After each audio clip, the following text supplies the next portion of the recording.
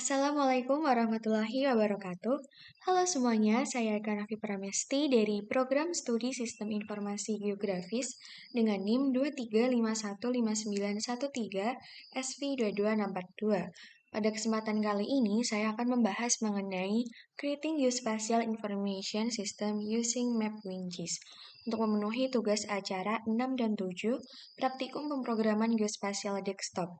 Video ini nanti berisi demonstrasi dan penjelasan source code dari sistem informasi spasial yang telah saya susun.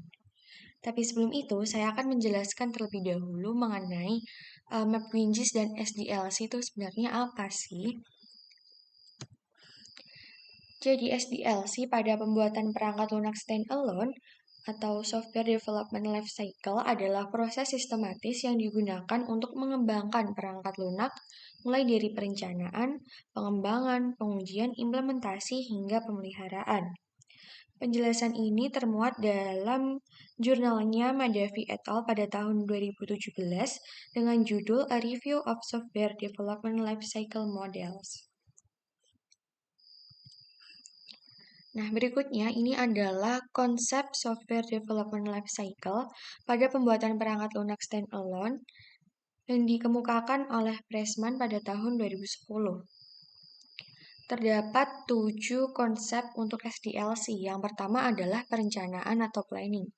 Jadi pengertian dari planning itu adalah sebuah identifikasi kebutuhan pengguna, pemilihan teknologi yang sesuai, menentukan anggaran hingga membuat jadwal dari proyek. Yang kedua adalah analisis. Tim pengembang software mengumpulkan persyaratan fungsional dan non-fungsional, kemudian menganalisis kebutuhan yang sesuai. Yang ketiga adalah desain. Untuk tahap desain ini, perencanaan arsitektur, desain interface, dan pemodelan basis data. Tujuannya untuk membuat panduan yang jelas agar terimplementasi software itu berjalan dengan baik. Yang keempat, pengembangan atau development. Implementasi desain yang telah dibuat sebelumnya, pengembang itu kemudian menulis kode berdasarkan spesifikasi yang telah ditentukan. Dan yang kelima adalah pengujian atau testing.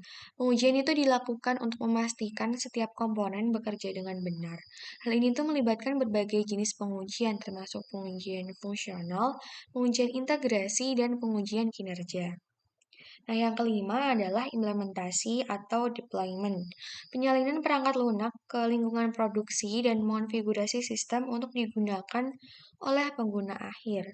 Dan yang terakhir adalah pemeliharaan atau maintenance. Pemeliharaan itu diperlukan untuk memastikan software tetap berjalan dengan baik, lalu untuk perbaikan bug, peningkatan fitur, ataupun pembaruan keamanan. Nah, menurut Budiman dan Raharjo pada tahun 2010 di dalam jurnalnya yang berjudul Penggunaan MapWinGIS ActiveX Control untuk pengembangan sistem informasi geografis berbasis web. Jadi, pengertian dari MapWinGIS ActiveX Control adalah komponen perangkat lunak yang menyediakan antarmuka pemrograman aplikasi atau API (Application Programming Interface) untuk memanipulasi data geospasial dalam aplikasi Windows, lalu dikembangkan oleh MapWindow Open Source GIS. Nah, jadi MapWinGIS ActiveX Control dapat mengintegrasi fungsi GIS ke dalam aplikasi tanpa perlu membangun fungsionalitas GIS dari awal. Kemudian menyediakan antarmuka yang kuat untuk memuat, menampilkan, dan menganalisis data geospasial. Hal ini tuh termuat dalam berbagai format, termasuk shapefile, raster, KML, dan lain-lain.